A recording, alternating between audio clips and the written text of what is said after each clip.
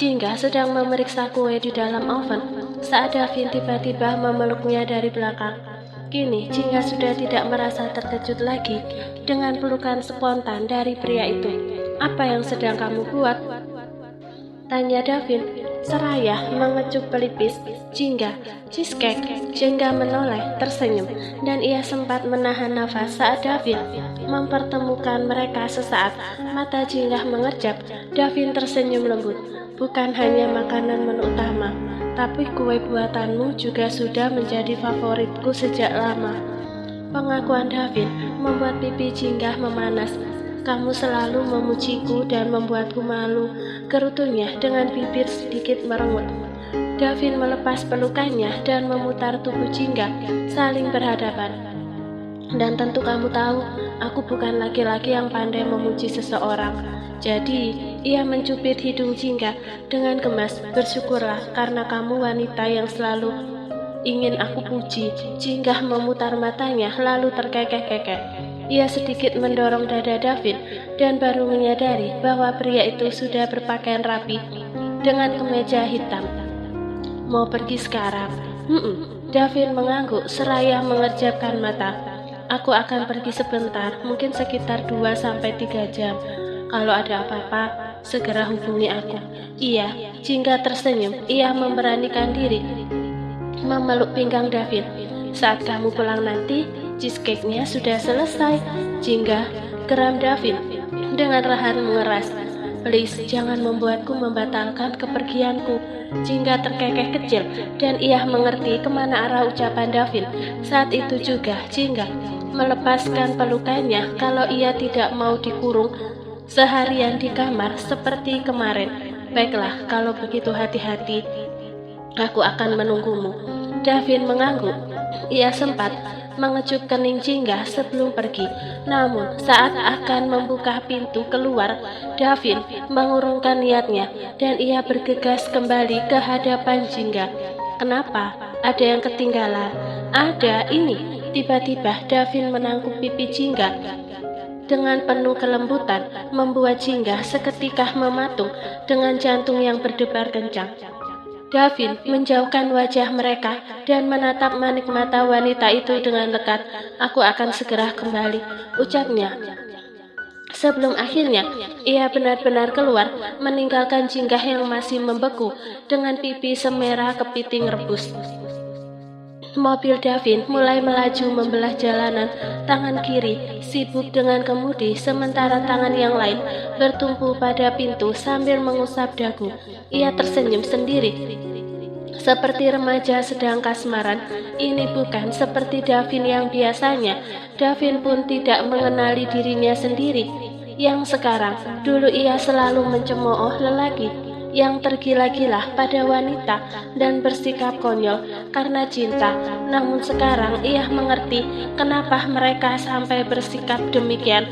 Raut muka Davin seketika berubah serius saat ia mendapat telepon dari asisten pribadinya. "Iya Vincent, sudah kamu pastikan dia ada di rumahnya?" "Baik, aku sekarang menuju ke sana." Davin mengakhiri panggilan tersebut dan mempercepat laju kendaraannya. Hingga hampir 1 jam kemudian, mobilnya berhenti di depan sebuah gerbang rumah yang menjulang tinggi. Seorang satpam menghampirinya dan bertanya siapa dan untuk apa Davin kemari. "Saya Davin William." Davin menunjukkan kartu nama miliknya. "Saya ingin bertemu dengan Ibu Melati Kusmawan." "Apa Anda sudah memiliki janji dengan Ibu Melati?" "Belum, tapi katakan saja padanya. Saya suaminya Jingga, dia akan mengenali saya." "Baik, ditunggu sebentar." Davin menunggu kurang dari 3 menit sampai akhirnya satpam itu membuka pintu gerbang setelah mengakhiri panggilan telepon dan mempersilahkan Davin masuk. Satpam itu pula yang mengantarkan Davin ke ruang tamu. Davin duduk di salah satu sofa, tatapannya tanpa sengaja tertuju pada sebuah foto keluarga seukuran setengah jendela menempel di dinding. Rahang Davin mengetat. Foto itu terdiri dari Melati, suaminya, Pelangi, dan 2 anak laki-laki yang tampak berusia 20 tahunan. Kedua anak muda itu merupakan anak tiri Melati. Seharusnya di sana ada Jingga, pikir Davin. Mengingat Jingga sudah dibuang oleh ibunya sendiri, Davin mengepalkan tangan dengan ekspresi mengeras. Selamat siang, sapa Melati yang sedang berjalan menghampirinya. Saya nggak menyangka kamu akan tahu saya tinggal di sini. Davin berdiri dan mengangguk samar untuk menyapa Melati. Selamat siang Bu Melati. Mengenai hal itu, asalkan saya mau, siapapun akan mudah saya temukan. Jawabannya terdengar arogan dengan ekspresinya yang tenang. Melati terperangah sesaat, lalu tersenyum samar. Ia duduk di hadapan Davin dan sempat meminta pembantu menyiapkan minuman. Jadi, Melati memfokuskan pandangannya pada Davin. Ada apa? Kamu jauh-jauh datang kemari. Saya bukan orang yang suka berbasa-basi. Davin mengeluarkan kertas yang dilipat 4 dari handbagnya, lalu menaruhnya di meja tepat di depan Melati. Saya berharap Bu Melati mau membaca isi surat ini. Melati mengambil kertas tersebut dengan kening berkerut. Ia menatap Davin sesaat sebelum kemudian membaca isi suratnya, dan seketika itu juga Melati terdiam. Raut mukanya yang semula cuek mendadak berubah keruh dan sulit diartikan. Dia depresi dan hampir bunuh diri, ucap Davin seraya menatap Melati dengan serius. Surat yang dibaca Melati adalah keterangan dari dokter bahwa Jingga mengalami depresi dan dirawat di rumah sakit jiwa. Kehidupan yang dia jalani selama ini sangat sulit. Saya tahu bagaimana pendapat Anda sebagai ibu kandungnya. Melati masih diam sebelum akhirnya ia membuang muka dan menjawab, itu karena masalah yang dia alami baru-baru ini. Jangan khawatir, seseorang akan mengalami depresi kalau dia mengalami masalah yang berat seperti itu. Rahang Davin berkedut. Anda sama sekali tidak berempati pada putri kandung Anda sendiri. Melati kembali terdiam. Saya tidak bermaksud menyalahkan Anda, Bu Melati. Lanjut Davin lagi, berusaha bersikap tenang dan sabar di depan ibu kandung istrinya sendiri. Tapi saya ini, Anda berpikir psikiater berkata kepada saya bahwa luka-luka batin yang dialami Jingga di masa kecil menjadi pemicu masalah mental saat Jingga dewasa, dan puncaknya adalah apa yang Anda baca dalam surat tersebut. Melati seketika menatap Davin dengan tatapan tajam. Kertas dalam genggamannya tampak bergetar. Sekali lagi saya tekankan, saya tidak bermaksud menyalahkan Anda. Saya hanya ingin memastikan bahwa kita semua bertanggung jawab atas kesehatan mental Jingga, ujar Davin lagi. Karena bagaimanapun, Anda yang telah melahirkannya. Dan jika Anda lupa, saya akan mengingatkan lagi bahwa Jingga juga manusia. Dia berhak mendapatkan kebahagiaan.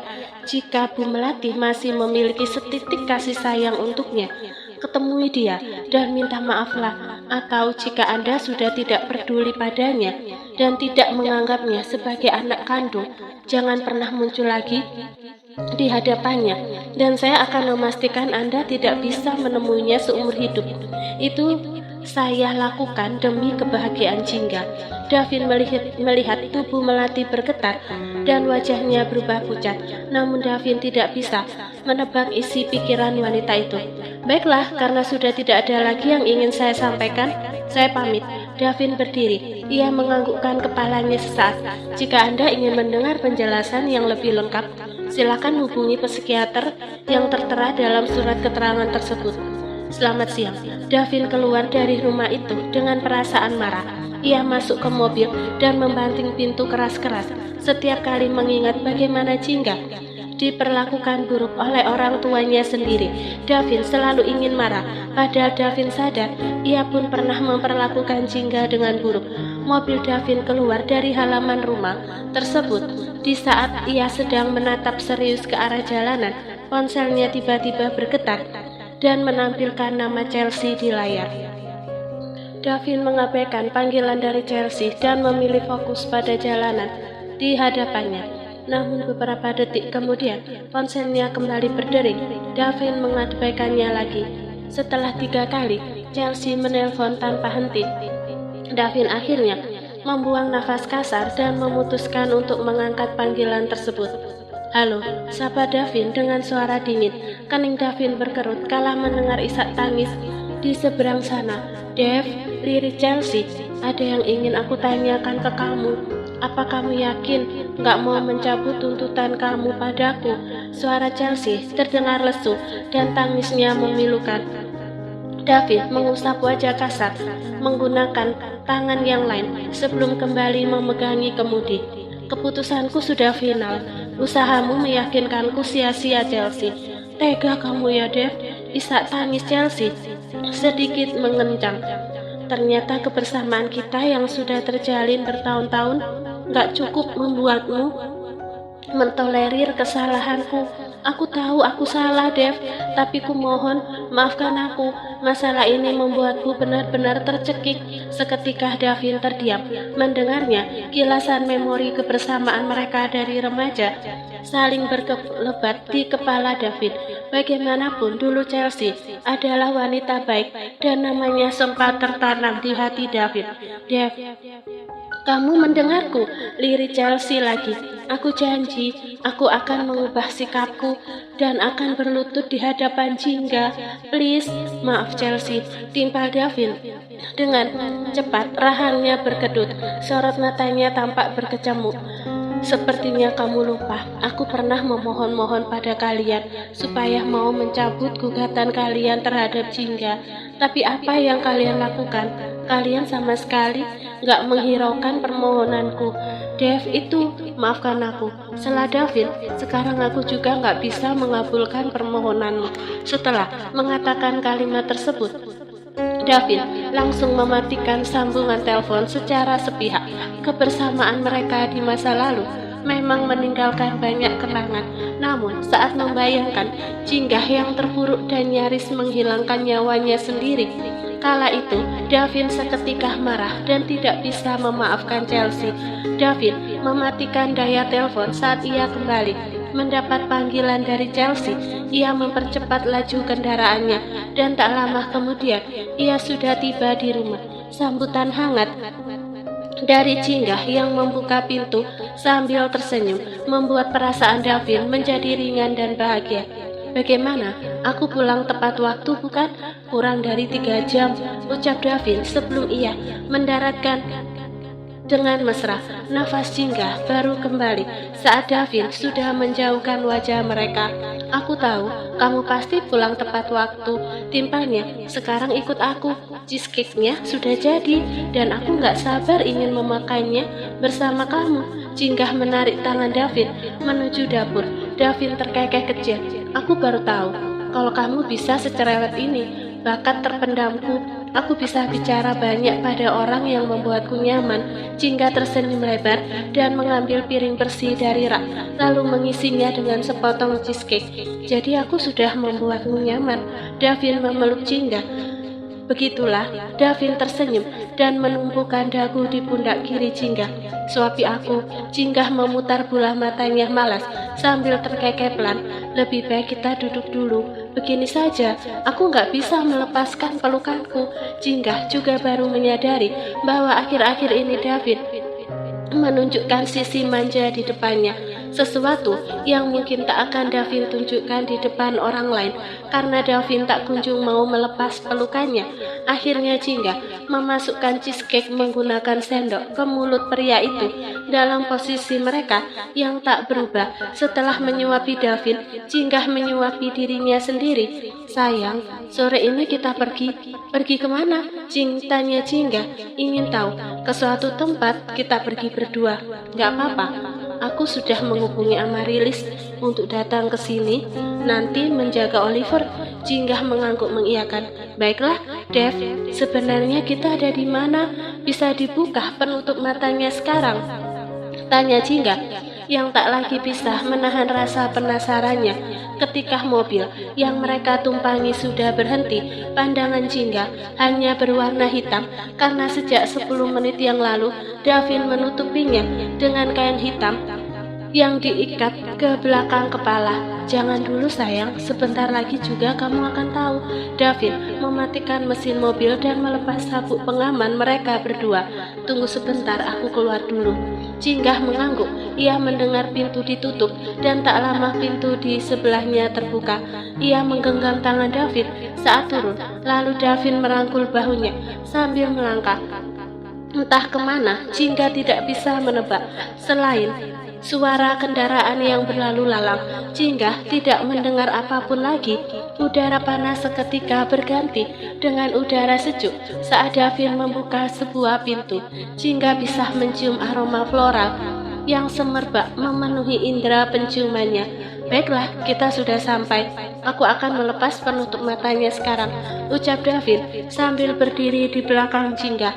Saat penutup matanya terlepas, Cinggah mengerjapkan mata berkali-kali untuk menormalkan penglihatan yang tampak kabur, dan ia seketika tertegun kalah melihat pemandangan di hadapannya dengan lebih jelas.